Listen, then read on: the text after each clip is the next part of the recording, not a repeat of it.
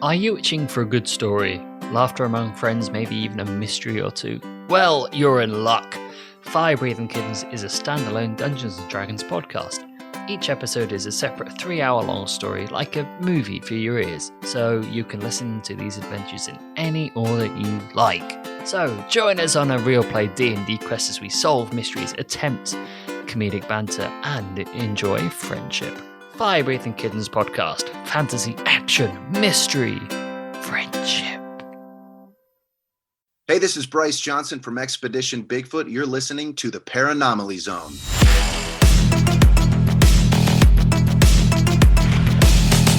Look, I know the supernatural is something that isn't supposed to happen. It does happen.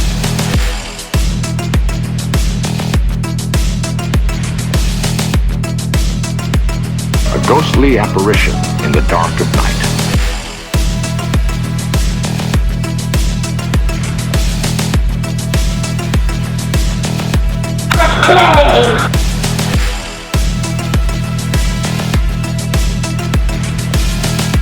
Human sacrifice, dogs and cats living together, mass hysteria.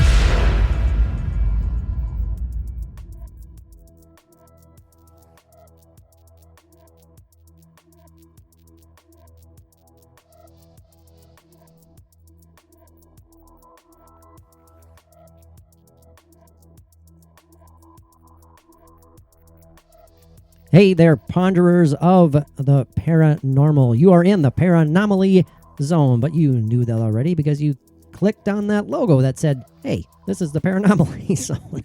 My name's Patrick Koffenberg. I am joined, as always, by my co-host with the ghost, the paranormal poster boy himself.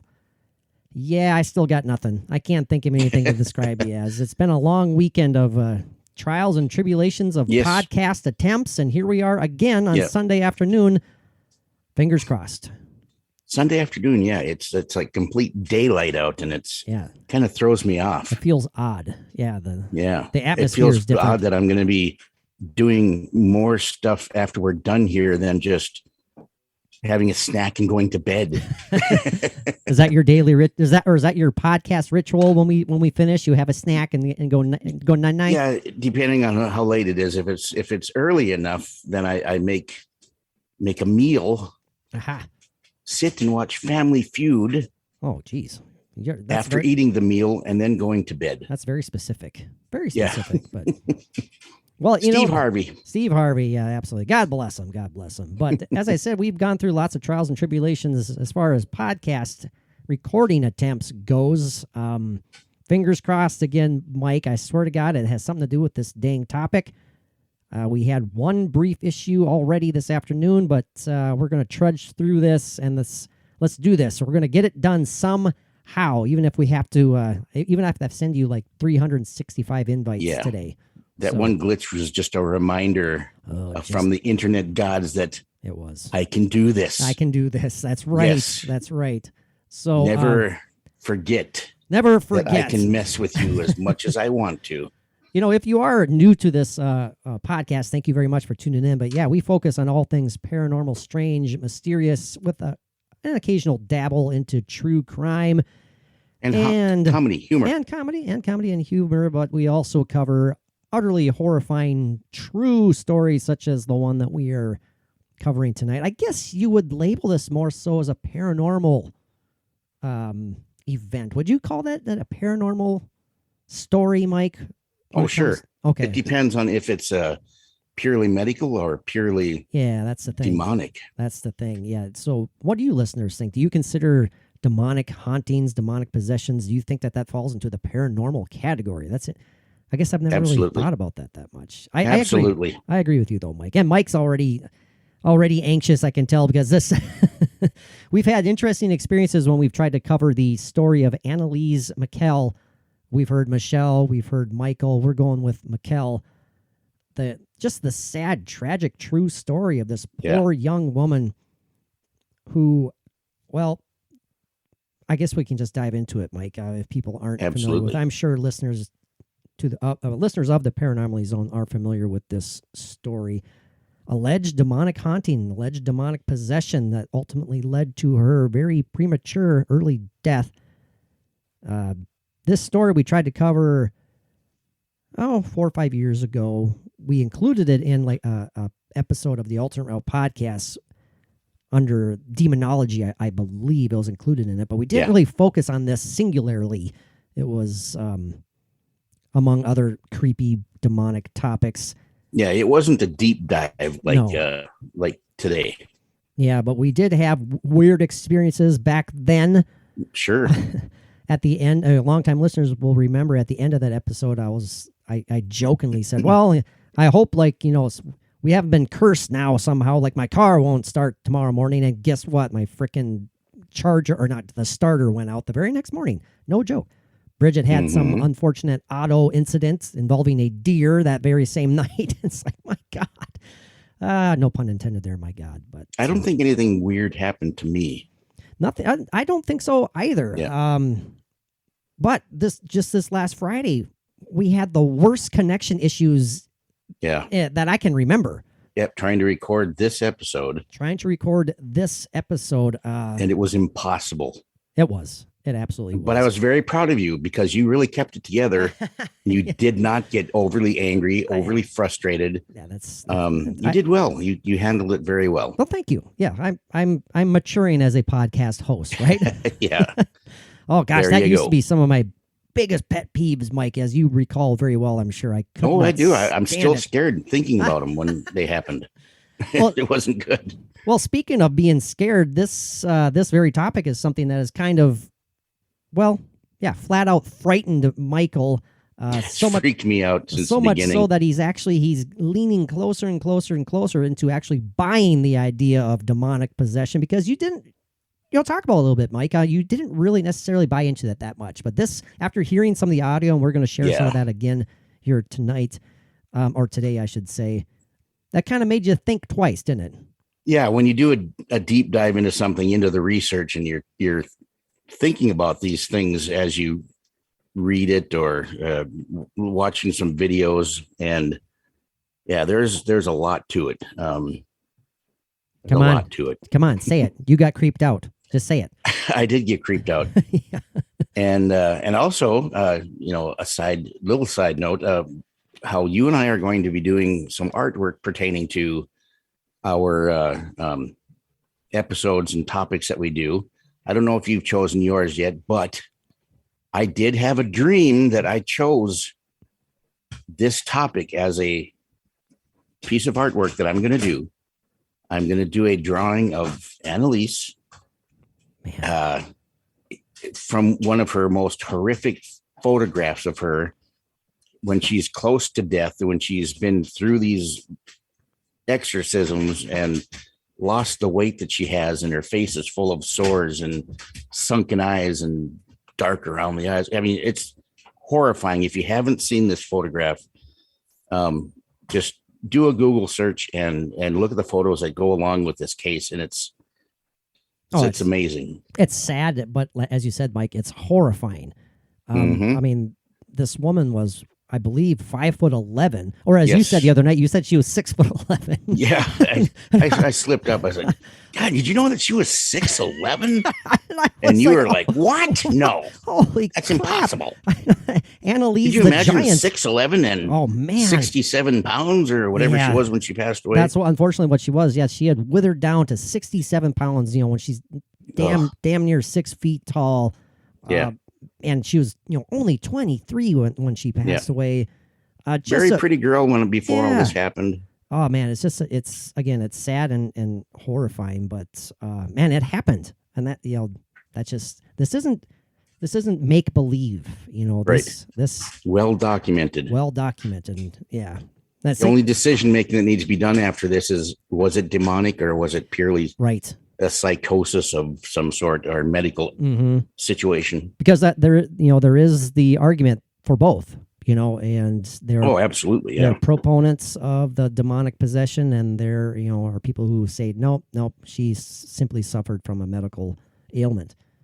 Mike, let's get some brief tale of the tape here. Yes. Anneliese Michel, born September 21st, 1952. Passed away July 1st, 1976, 10 days before I was born. Yeah. born in Bavaria, Germany. Technical cause of death: malnutrition and dehydration. She went. This woman went through 67 exorcisms. Yes, she did. In over a period of, what was it, a year? Yeah. The majority of them between 75 sometimes and 76. 2 a week. Mm-hmm. Ugh. Just physically draining. I mean, for everyone involved. I mean, she obviously suffered the worst, but yeah, I think it seems like Macy's getting anxious about this topic as well. Mike's black demonic German Shepherd. Yeah. She found one of her balls out in the backyard, and she decided to bring it in. Why the hell she have balls? That's a weird dog. Yeah, yeah. Oh, you mean those type of balls? Okay. Tennis balls.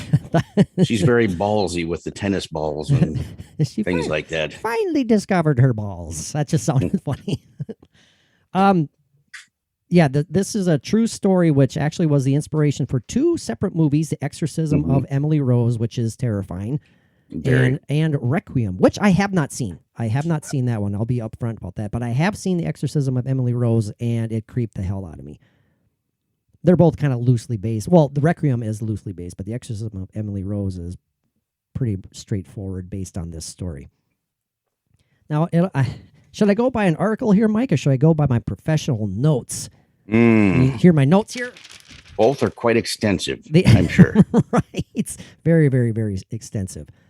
Well, some of the notes that I have, the first thing I wrote down was devout Catholic.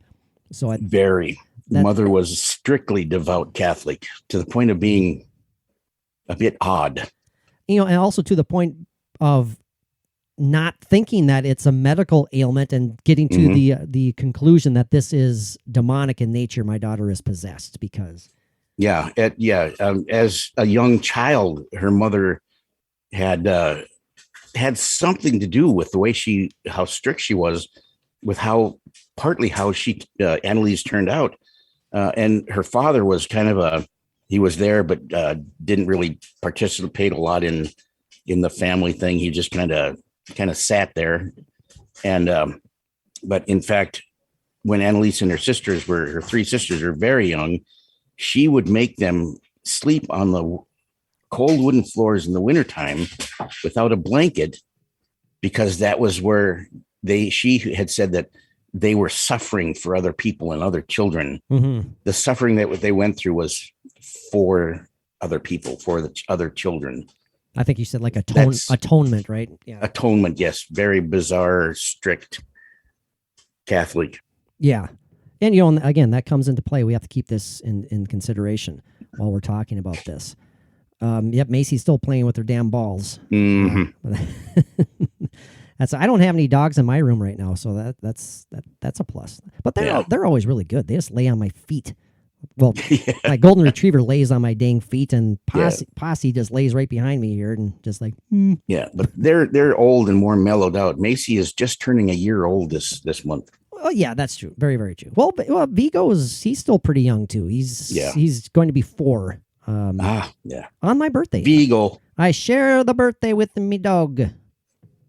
Well, as far as my extensive notes go, Mike, Anneliese's first prominent experience occurred when she was 16 years old, 1968. Right. She lost consciousness. I know that, again, my notes aren't exactly the clearest here, but she had been speaking of hearing voices. Right, and she kind of went into a trance, and she was having seizures at that age. And so that was about the time, I believe, she was diagnosed with an epileptic condition. Yeah, that's the thing. The doctors kind of went back and forth. I mean, over the years, she had so many meds, tons of medications that were to her, because and not just simple medications either. These were psychotropic, for seizures and a psychosis, and I have some very strong anti-seizure medications that didn't do anything for her. No, that's the thing. And they kept on changing and upping the dose, so to speak, anticonvulsion and seizure meds. Yeah, not exactly. I understand the the attempt to improve her condition. But, Mike, I don't even take Tylenols, for God's sakes. And you know how I feel about that. I can't imagine being on this stuff. I'll leave it at that. I'll leave it at that. It goes to say here that Anneliese experienced what is recognized by medical professionals, as we said, Mike, as severe psychiatric disturbances beginning at the age of 16, and she suffered these all the way through to her untimely death. Mm-hmm. As I mentioned before, the official cause of death, malnutrition, dehydration. Now, it is alleged that throughout these years, throughout all these exorcisms, it's alleged that Anneliese intended to cause her own death by starvations to, as you said, Mike, atone for not only her sins, but everyone else's sins. The quote here is that she intended her death by starvation to, quote, atone for the wayward youth of the day and the apostate priests of the modern church. Mm-hmm. Right. Now, years and years went by, as you said, Mike, ineffective treatment, ineffective meds. She kept suffering these episodes. Suffered a second episode, 1969, her third episode, 1970, fourth episode, 1972. And it was around that time when the exorcisms began, because her parents were at the end of their rope. It took some time for them to convince the priests and to get the permission from the bishop to actually do this. But, they had to have so many things that were happening. And yeah, boy, Macy needs to be put on meds right now. Holy cow. Mike's yelling at his demonic black German Shepherd dog. I think Mary got the ball from her. Okay, gotcha. Good. Speaking of other, I guess, how do I want to say it? I don't want to say alleged, but because that doesn't make it sound good. But another supposed ailment was neurotic epilepsy. That's what some of her doctors thought she suffered from. This poor woman was not in a good state. As Mike said, it took a while for them to get the approval from the bishop to finally bring in a couple of priests, Father Alt, Father Renz, involved throughout the years, throughout these exorcisms. And to, no pun intended, all hell broke loose. Yeah, things continued to get worse and on a very strange level. Now, as I said, Anneliese, we're going to kind of backtrack a little bit here. Anneliese, born September 1952 in Bavaria, Germany. Raised a very strict Catholic family, very devout. As I mentioned already, it was 1966 when Anneliese was still in high school where she began to suffer from her convulsions. But it does say that court findings have her experiencing her first epileptic attack in 1969. It was then that a neurologist at the psychiatric clinic of Würzburg diagnosed her with grand mal epilepsy. Mm-hmm. Soon afterwards, Anneliese started experiencing, I guess, what could be described as devilish hallucinations. I know she started seeing like visions of demonic faces. Right. Hearing these voices that would tell her awful things, voices that were literally damning her to hell. Right. Saying that she was going to go to hell. And I shouldn't say literally, but she heard voices say that she was Well, it could have been literally. Yeah, that's true, man. That is very, very true. I mean, she started hearing mysterious knockings in her room. And her sisters heard that as well. Yes, absolutely. So, I mean, this isn't just something that was in her mind, in her head. There's legit something happening. I mean, that sounded really smart right there on my part, but you know what I'm saying. Right. Now, it was 1973. Anneliese, she was suffering from depression. You cannot blame her at all. So much so that she was getting to the point of considering suicide. Right. She did become suicidal. And still, after 5 years, no improvement with medications or anything. Yeah. That says something, too. I mean, there's all these medications and the severity or the level of medications that she was taking and not helping when they should have, even if they Right. They should have. Even if enough to just, edge it back a bit. But it didn't. I mean, it just continued to get worse. Just continue to get worse. I mean, there's something that, again, medical proponents are going to say, well, they just didn't know what it truly was, or she needed even more meds. I mean, I don't know. I mean, everyone was struggling here. This was right. Well, even, in the beginning, the priests, before doing any or agreeing to do any exorcisms, they even try to, tell them to keep pursuing medical assistance and the medications, but still to no avail. Now, it was around this time also, particularly in mid 1975, and Anneliese's behavior became increasingly strange, odd, and dangerous. She ate spiders. She would like rip off her clothes. Never slept. If she did, rarely slept. And also prayed like fervently, consistently, constantly. And she would also, as well as eating the flies, she would urinate on the floor and lick up her own urine. I mean, come on now. And that's epilepsy. And I mean, that's neurotic epilepsy, I guess. That's seizures. I mean, that's not seizures. That's like a side effect of seizures. I don't know. I'm not mocking it. I'm just, I'm asking. And her mother would keep telling her, Anneliese, that is not Kool-Aid. That is not Kool-Aid. Yes. Anneliese, keep it on the bed, please, so I can wash the sheets. Harvey, get the mop. Right. It's like, come on now. And again, we're not mocking. Do not think absolutely we'd be mocking. There's sometimes where you just got to throw the levity in. You have to, and I do that anyway. No, he does. But it's also, consider this woman, she's just wasting away, getting down to 67 pounds by the time of her death. But she's still, according to eyewitnesses and family members, she displayed superhuman strength. She could, throwing her sister across the floor like she was a rag doll. Yeah. I mean, they've witnessed things. This one is interesting. This is, I mean, we weren't there. We don't know, but she was alleged to have actually held an apple in one hand and crushed it. Yeah. To the point where it nearly exploded and, shards of parts of the apple went flying.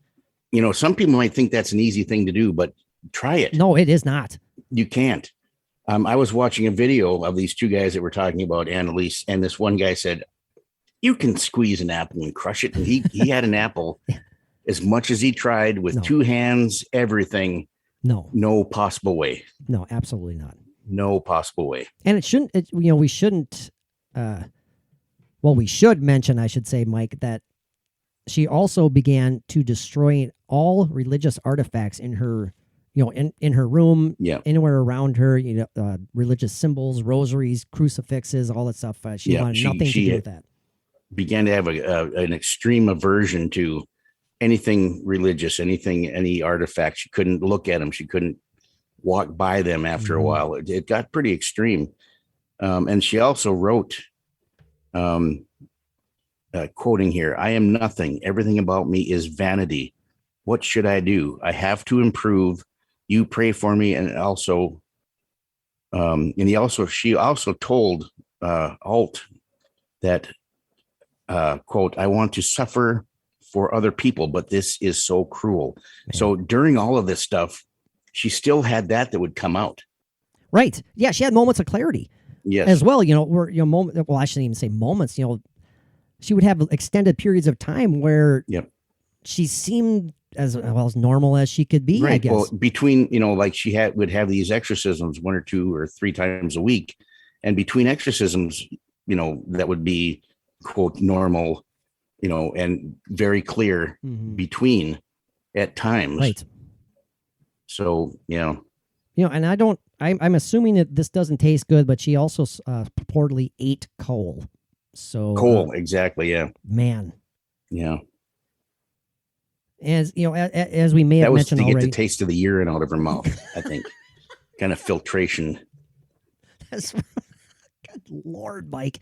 I'm sorry. No, that's fine. Sorry. That's okay. That's okay. It makes sense. It does, get that nasty urine taste out of your mouth. Now, we may have mentioned that, after these, or during all these episodes, she was admitted into a psychiatric hospital, but that did not improve Anneliese's situation at all. And her depression just began to deepen. It got worse and worse. She became more and more frustrated with medical intervention as nothing helped. Nothing helped. Long-term medical treatment continued to prove unsuccessful, and her condition, including her depression, just continued to worsen over time. Speaking of time, Mike, we need to take our first time traveling excursion. We here. do. But the old clock on the wall says. Absolutely, it or does. On the screen, I should say. But we're going to do a different time traveling excursion this time, and we're going to do it with a clear mind. Hey, you know what, Mike? I'm so glad that we discovered Magic Mind. Now, Mike, you and I were turned on to Magic Mind because we were looking for something that would perk us up in the morning in a good way, without the caffeine jitters. And I think we found a product that is not only right for us, but will be right for our faithful listeners out there. Absolutely. A lot of natural ingredients, matcha green tea that has natural L-theanine, which reduces stress and anxiety, contains 130% more antioxidants of regular green tea. Now, I took this for 3 days in a row. Yes, you and did. I started out with the one day, and I did feel some results, very subtle, very good. It was good for throughout the day. And now the second day I took it, I felt results a little bit more, like it was building up. And the third day, I could feel great effects, more energy, clear-headed. I could think better, and as you take this over a period of time, it builds up, and it's like a long-term cognitive energy and stress maintenance. It tastes very good. It's just a one shot and you're good for the day. Filled with a lot of natural goodies in it. That's just going to brighten your day. It's going to increase your productivity. It's going to give you an energy boost. It's going to make you, as Mike said, feel a lot more clear-headed, that clarity of mind that just helps you feel more creative. And your day just flies by without those caffeine jitters. You want to have that energy boost in the morning, but you don't want to feel the anxious side effects. Magic Mind is the elixir drink for you. Go to www.magicmind.co/anomaly. Enter the discount code anomaly, all capital letters, anomaly 20, and you're well on your way to that clear-minded energy boost you have been waiting for. Again, absolutely. Go check out Magic Mind today. And we have returned from yet another successful time traveling excursion. All right, Mike, we briefly touched on some of this stuff already, but I want to make sure that we get everything perfectly clear. We did mention that Annelise lived a very devout Catholic life, and after all these meds just continued to fail working for her, she began, as well as her family, began to blame or attribute her sufferings to demonic possession. Right. So that's where they were convinced. They were convinced. Throughout the course of all these, religious rites, Annelise under all these religious rites that she underwent. Got marbles in my mouth. She was prescribed more and more antipsychotic drugs, which it is not certain if she took them or did not take them. That's not exactly a good point. That's not exactly a known fact. Yeah, well, that could explain if they didn't work. Yeah. It's because she wasn't taking them. Right. Yeah, but it's such a mixture of drugs and so many, and many at a very high dose. That couldn't have been good for either. I mean, back then, they were more freely prescribing drugs and strong drugs. Oh yeah. Yeah. Like my mother, back in the 60s, she had an open prescription for Valium. Man, she could take whatever she wanted to. And when she had an empty bottle, she would go in. Wow. And they'd refill it. Yeah. No questions asked. No matter how many times, a month. I mean, she became very addicted because of it. I mean, back then it was different. So she could really have been over medicated. Yeah. You'd think they'd start, I mean, obviously we're that's got to, go ahead. Sorry. Well, we're not medical experts, but you think when they have, you have so many, so much, I can't even think about it right now. My mind's garbled when I think about it. Do you think that all these meds would be counteracting against one another? Absolutely. That's kind of the point I'm getting at. That, could cause a lot of problems, and who knows?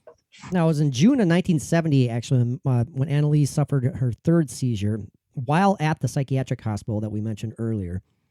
And then she was then prescribed anticonvulsants for the first time.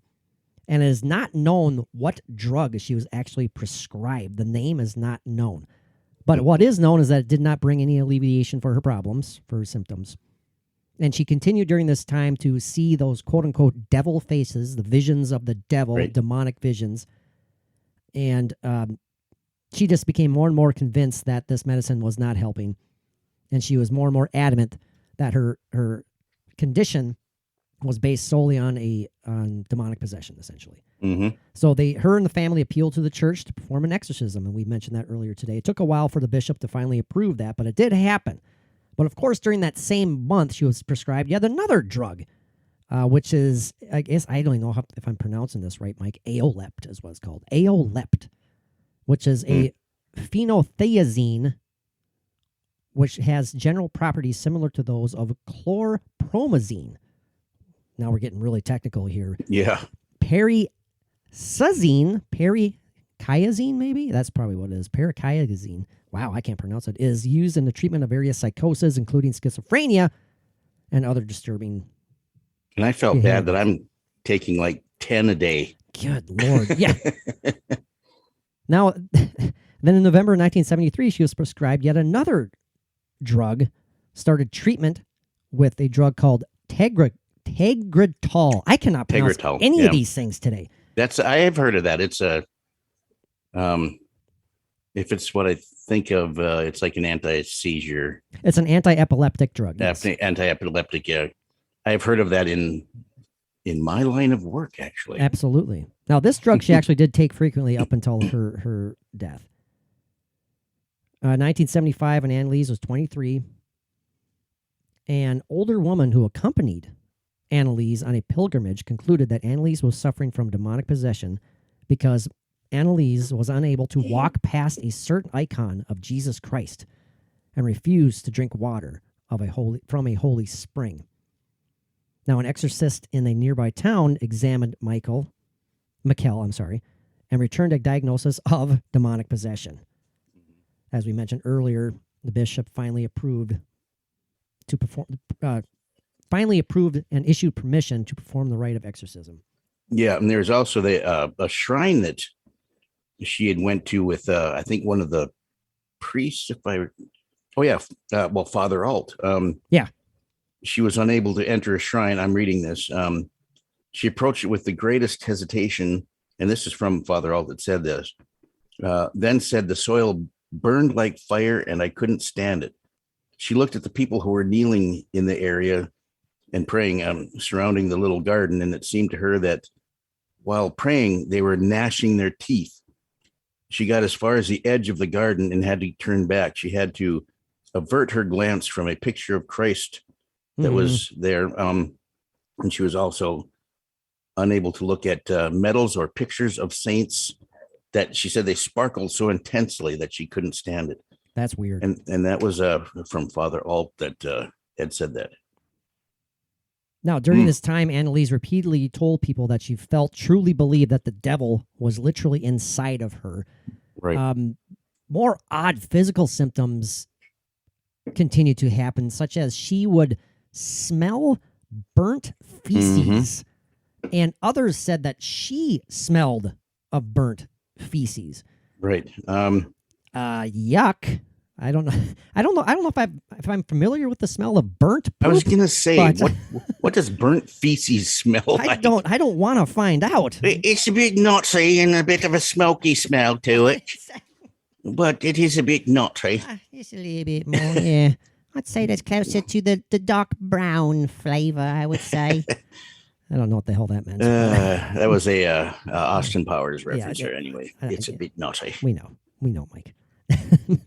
Now, it should also be pointed out that, Anneliese, as we've mentioned several times, she died, eventually passed away from starvation and dehydration, but Anneliese herself said that she was, quote, not permitted to eat. And so she was starving herself under this demonic influence, this demonic.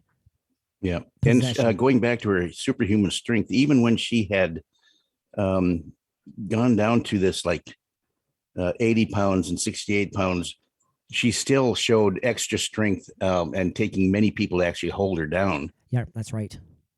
Now, You know, I explain that to me. I just Well, it's not easily explained. It's not easily tossed aside as it's just Right. well, that's No. because she's under all these these meds and she has all Right. these ailments. It's like no, I don't buy it. the only point that I can put to it is, it's not the same because she had to have been so weakened at that point of being at such a low weight. But in my work that I've done, not now, but previously when I worked in group homes, and there were people that would get violent, even the smallest, Yeah, I know where you're tiny going little at. people. Yeah, I don't know if it's inhibition that they don't have or they don't realize, but they can be extremely difficult to keep under control. true. Yes, And they can show great strength. I've seen it. I've dealt with it. I was going to say you've experienced it.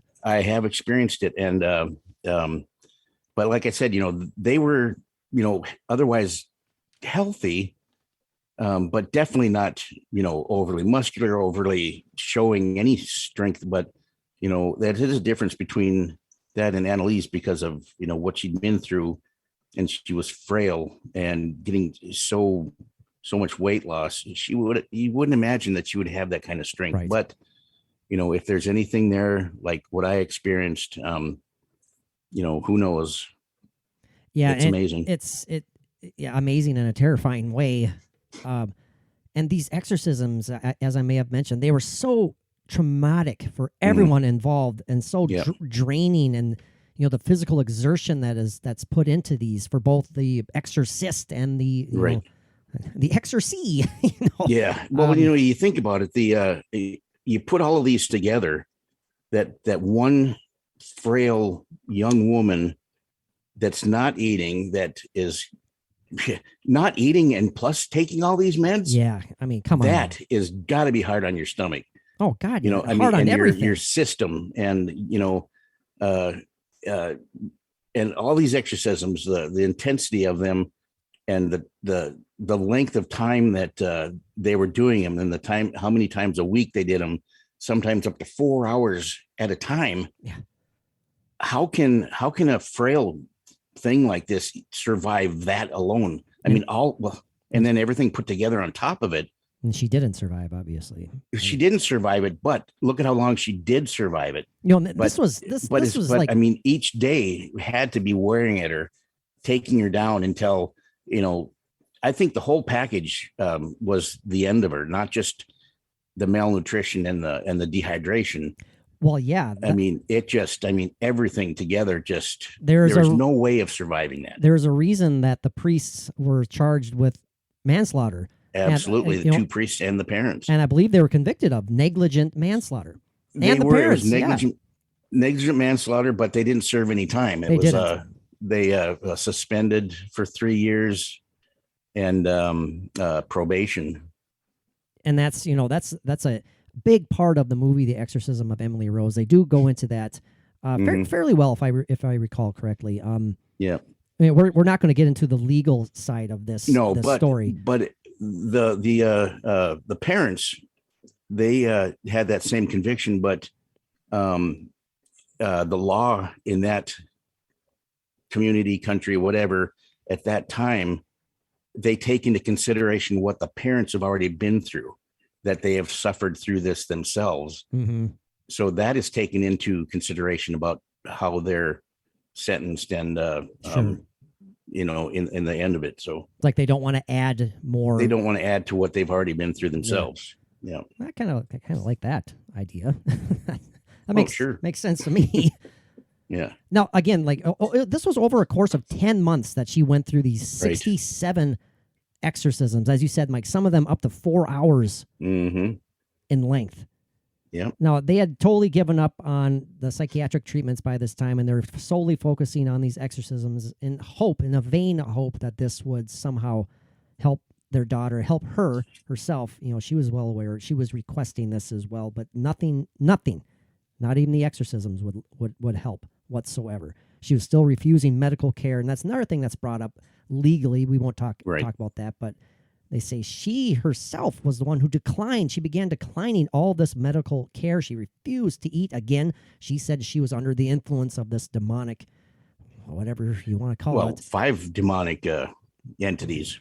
Thank you for saying that, Mike. Yeah, we're going to share some of this. Just it gives me the willies just thinking about some of this audio from her exorcisms. Yeah. And at one point, she says that she is actually inhabited by 5 different spirits at the time, that being of Cain, Judas, Nero, Lucifer himself, and finally, last but not least, Hitler. Yeah.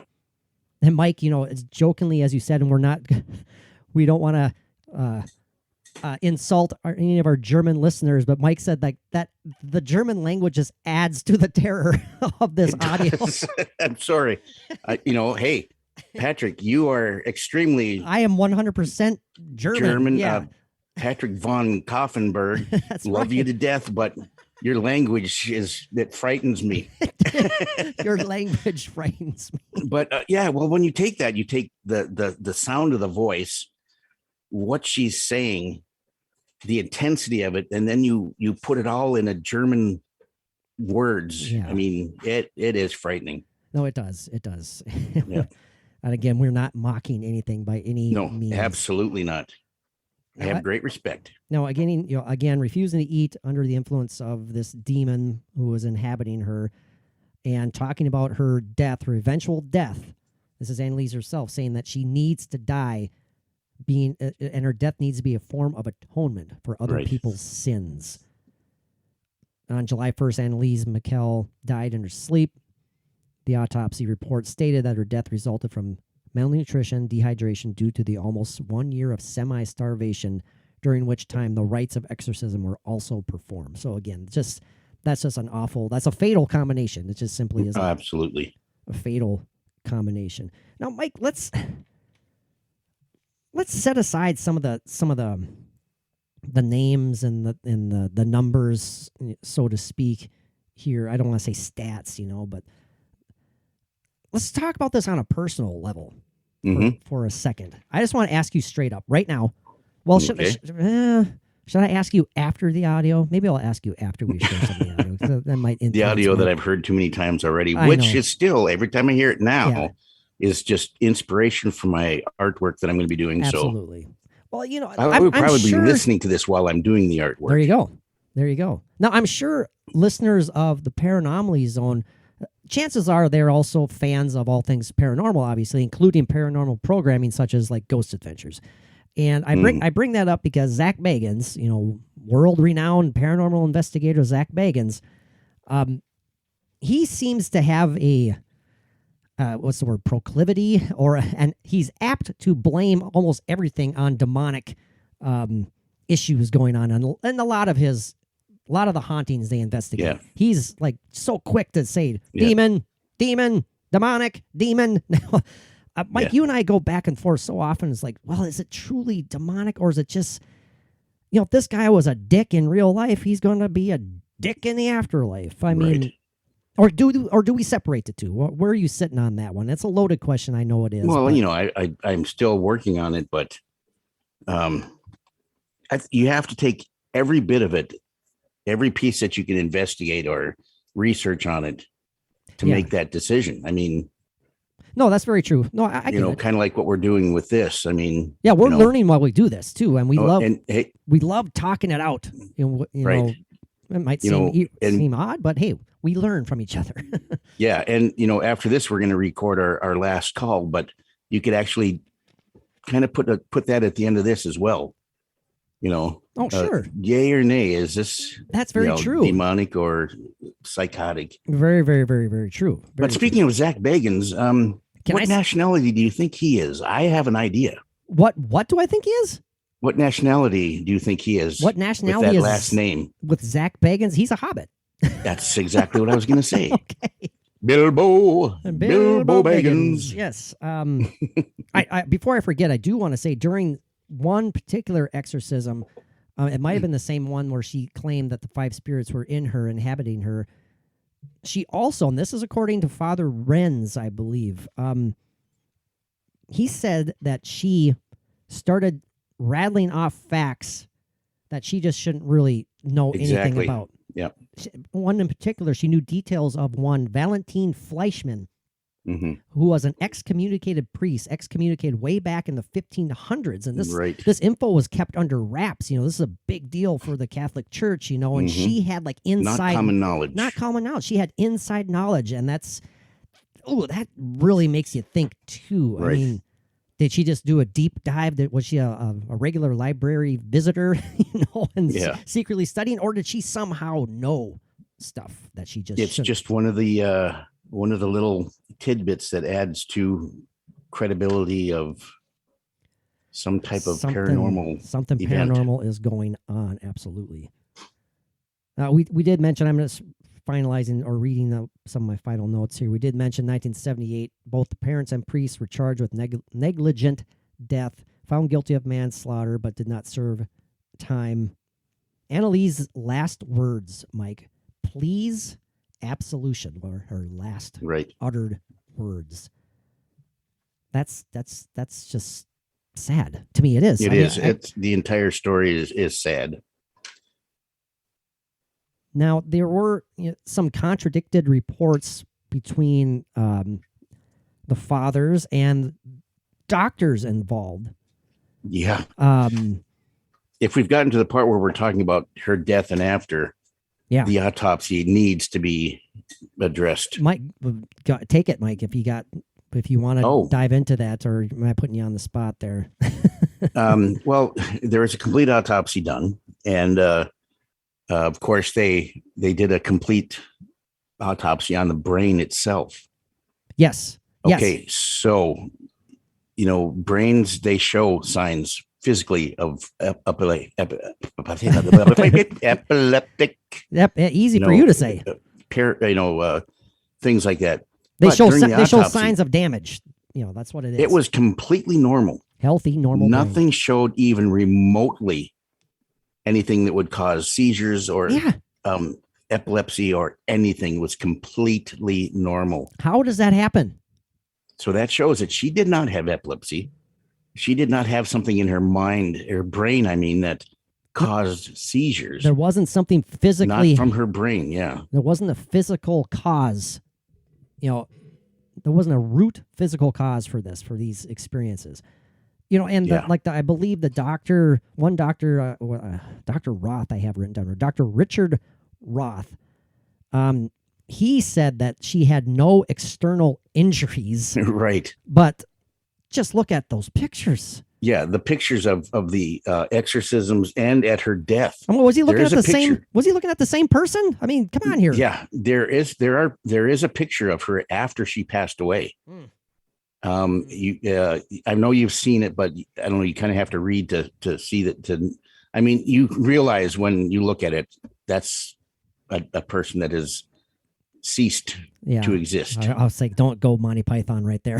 Yeah. I was waiting for you to do that. No. God, you got me thinking. I know. I'm sorry. Anyway, the face was her face was extremely marked. Yeah. Under the eyes, the lips, they're black. They're the sunken cheeks, black eyes.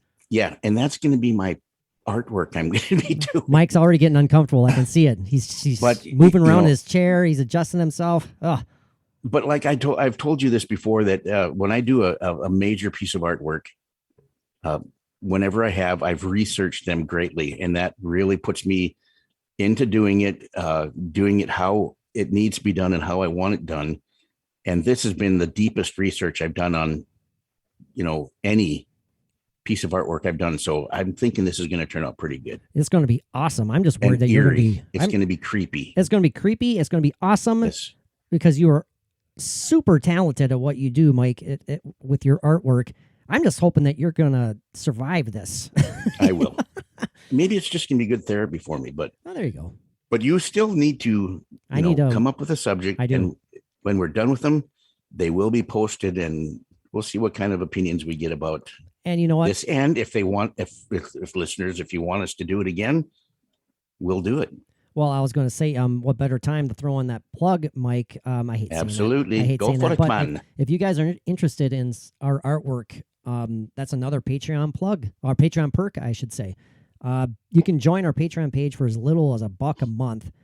We have darn near, Mike. I was going to say damn, and I changed it to darn, so I said darn near 250 exclusive posts available already. We're just getting rolling, including 45 episodes recorded solely for our Patreon page. If you enjoy what you're hearing, we guarantee you're going to love our Patreon page. But several perks. You can get a sticker. I haven't gotten mine. Oh. Well, don't. Well, say, it said that there's a problem with my emailing address. Yeah, that's on your end. Yeah, it is. But we're getting into the mugs. We're getting into the hoodies. We're getting serious about this. We would love and appreciate your support. If you enjoy what you're listening to, check out our Patreon page. Again, you can join up for a month for $1 or $3 or $5, whatever you prefer.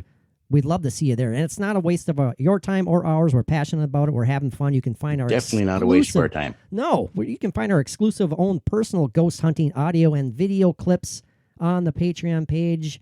You want to hear some kind of cool, weird, bizarre EVPs and maybe some wacky video of Mike and I running around cemeteries? Well, go to the Patreon page. It's pretty cool. Pretty cool. So, well, Mike, let's take a time traveling excursion here. Got it. And let's come back. Let's wrap this up, and we're going to have to share some of that audio. Yes. You can't do anything about Anneliese without sharing audio. Yeah, we need to prepare ourselves. So hold on, boys and girls. This is going to be utterly seamless for you because I quite frankly don't have my soundboard up on the screen, so I can't play the time traveling. Won't be seamless excursion for me because I got to go to the bathroom. All right, sounds good. All right, hold on, boys and girls. We shall be right back. And we are back after yet another successful time traveling excursion as promised. Okay, Mike, are you ready? Are you ready? I'm always ready. Yeah. Again, the tragic story of Anneliese Michel. We highly encourage you all to, if you're interested, you want to learn more. The info's out there. Do some search, do some research, learn as much as you can about this story, and decide for yourself. Yeah. Again, we tackle everything, all of our topics with an open mind. And, well, longtime listeners know where I sit on this, that's for sure. And Mike's a little, we're not so sure how Mike thinks about it. So I'll have but boy, I tell you, it's like every time we do stuff like this, I don't know. It makes you think, doesn't it? Well, we're going to share some audio here from the actual exorcism tapes of Anneliese. Again, 67 exorcism this poor woman was put through, I should say. Which out of these exorcisms, they actually came out with 42 actual audio recordings. Yeah. And interesting you said you'd listen through. Well, the one I have here, you can find us on YouTube. It's just called Rare Unedited Recordings of the 67 Exorcisms of Anneliese Michel. The real Emily Rose. Yeah. So, and this is an hour and a half long clip right here. So, and we're not going to play the whole hour. No, and a half, hell no. No, I want to sleep tonight. I want to sleep. Yes. And again, God bless Anneliese. I mean, if you're out there somewhere, we're doing and this her because family and yes, her mother, as much as whatever.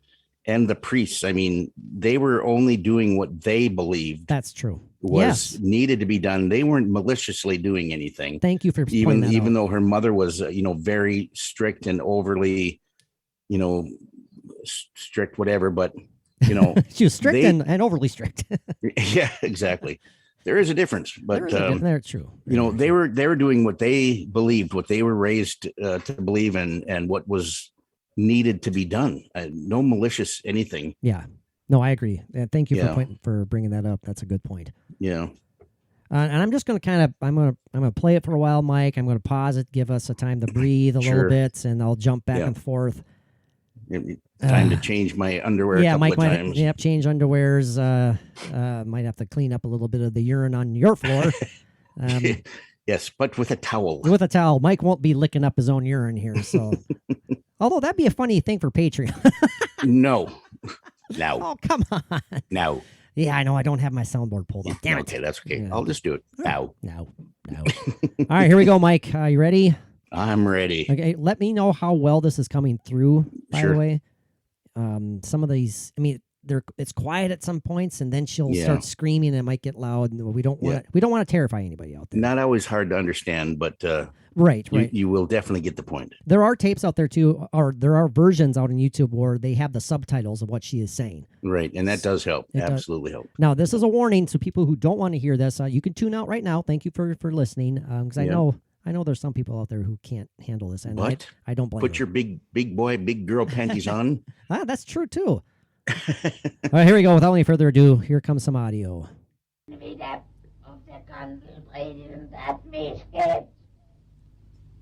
das Volk nicht entführen. Oh. Ja!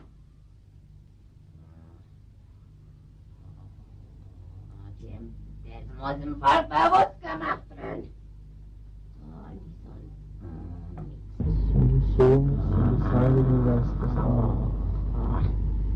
Die holländischen Bischöfe sind Ketzer.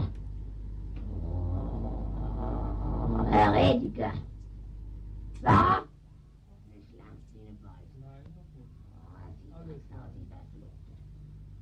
Alles da.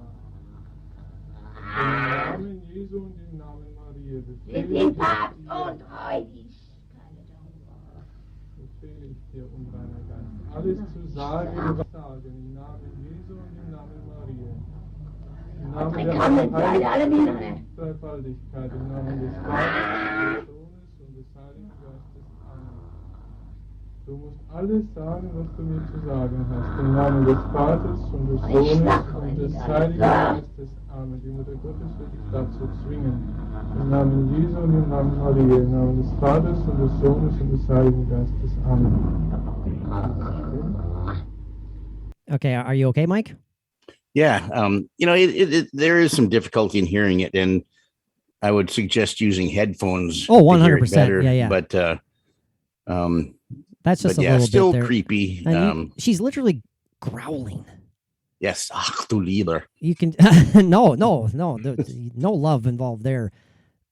Yeah. Well, let's continue, Mike. Okay, just let me know. Let me know how you're doing if you're traumatized. Or... Oh, I'm good. All right. Here we go. I'm going to play again. Ja. Im Namen Jesu und im Namen Maria befehle ich dir, alles zu sagen, was ich dem Bischof überbringe. Die humane Bitte ist entscheidend. Sonst nichts.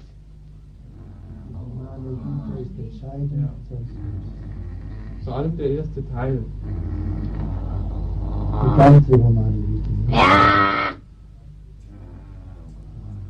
Soll noch etwas gesagt werden über Fatima und über die Botschaft von Fatima? Ich befehle dir im Namen Jesu und im Namen Maria. Ja, wenn und des Sohnes und des Heiligen es nicht erfüllt wird. Und dann kommt. Dann kommt ein neues. Gericht so. Und jetzt reicht!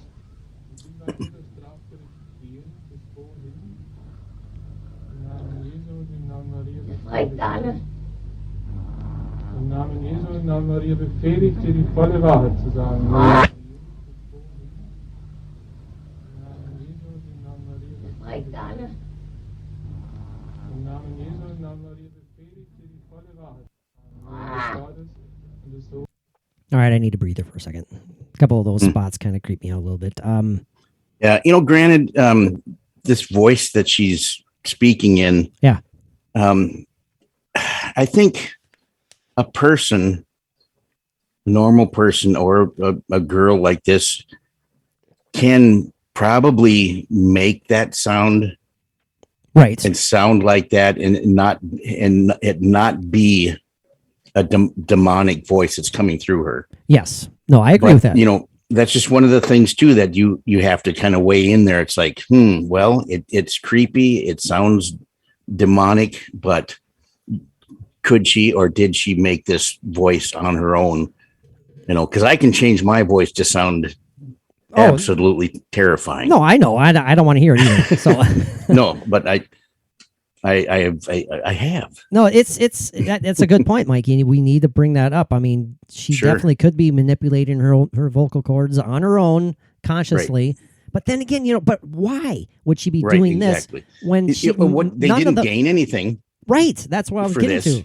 Yeah. The parents and the priests, what did they gain? Nothing. A conviction of negligent homicide. And what were their lives like after for the rest of their lives? I mean, and she died. They didn't gain anything.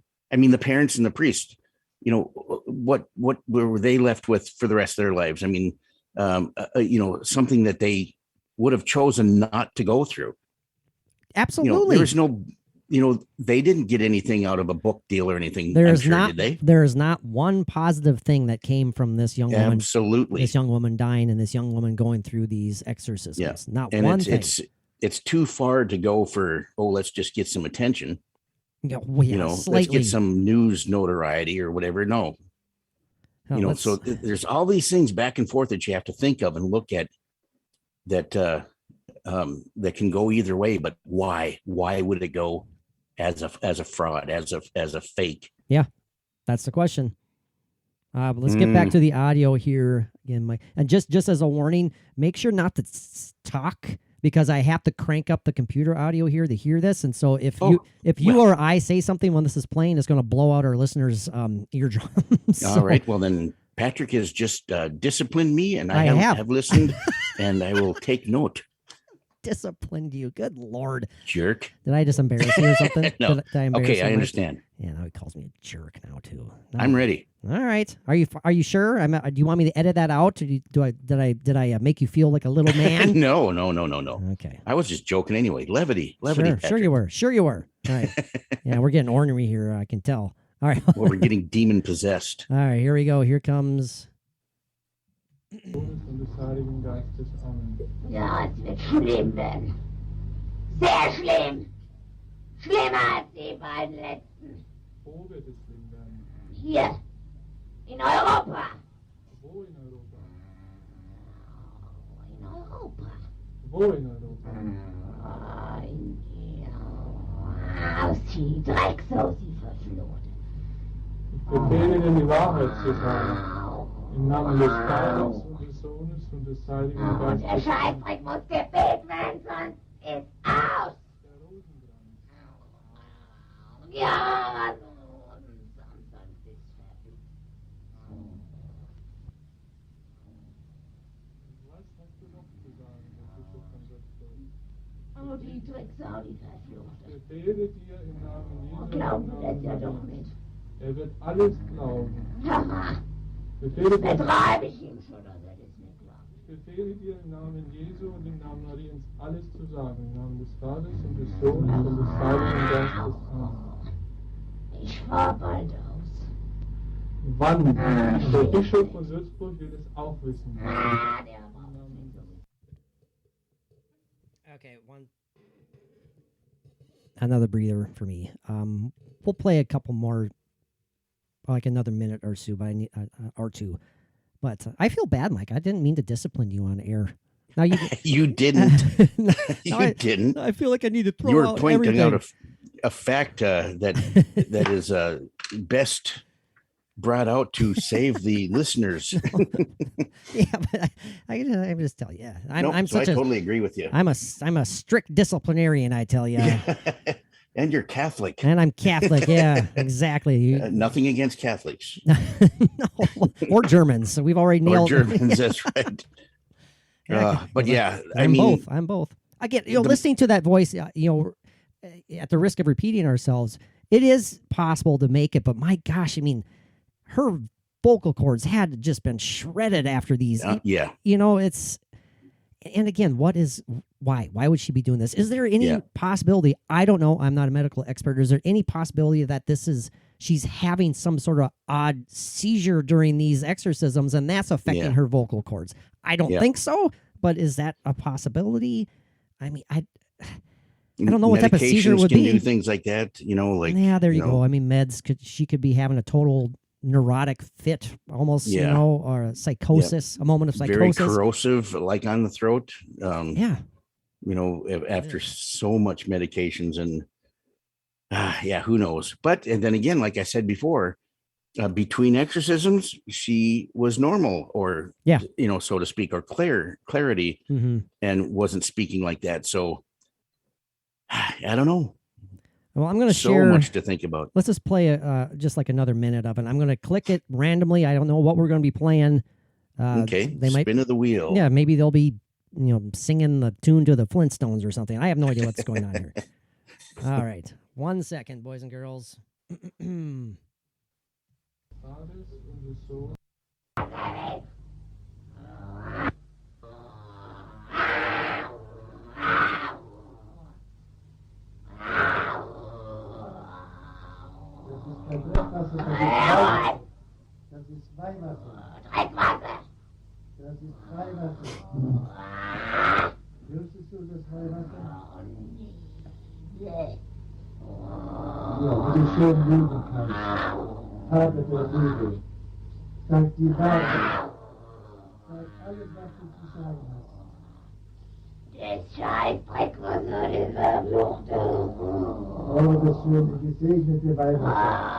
es muss wieder in die Häuser nahe des Trinkwassers. Nein. Okay, wait a minute. I'm done. That one kind of... That last one, I've never heard that before. That one creeped me out. Her voice changed during that one. That got, like, you heard the bass, like the depth. I've never heard that one before. I'm feeling chills down my legs and my arms. That's why I stopped that one, because I don't want to listen to any of that anymore. That sounded animalistic. Yeah, very. But I am embracing it because, and I'm taking this on as, like, I don't want to keep bringing up this artwork piece that I'm going to do, but I'm getting less and less creeped out.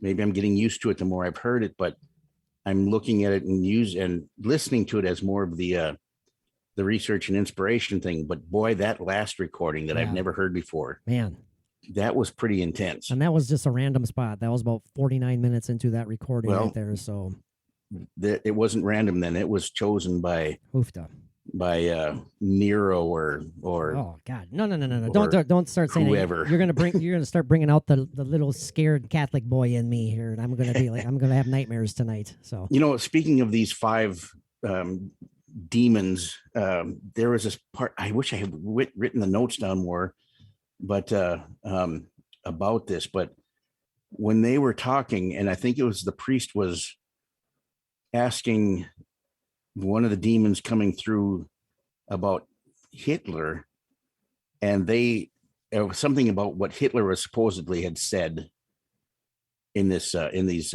exorcisms, but the demon that answered that was, Hitler has no say here. Oh gosh, I missed that. Oh yeah, man. Hitler is basically saying that he's like a minor role in this demon line of demons. He's nothing compared to what really is out there. Of what the other ones and what is really there yet. He has no say in this, and he is nothing. He is Wow, and that's Hitler, for God's sakes. And that was Hitler, that they were saying this about. I wish I would have written those notes down, but but I found that pretty fascinating. That is fascinating and creepy. Yeah. Okay, yeah, I'm done. I'm done with this. Again, no disrespect to the family or Anneliese, but that last audio clip kind of derailed me a little bit. But like we said, so much information on the internet. Just Google. There is, and do a Google image search on this, and it's amazing. And you put those photographs together with this audio and the whole story, and it's fascinating. Mm-hmm. But it's terrifying, horrifying, and extremely sad. That's the key word. That is the key word. Mike, let's wrap up this episode here. Thank you very much, everybody, for tuning in. We hope you enjoyed this. We hope you found it fairly informative and entertaining. We do our best. Any final words, Mike? We kind of covered this pretty top to bottom and shared some creepy ass audio. Yeah. Any parting final words for this episode, Mike? Well, what are your thoughts? It boils down to three things. Is it faked? Is it psychological? Is it demonic? That's a great question.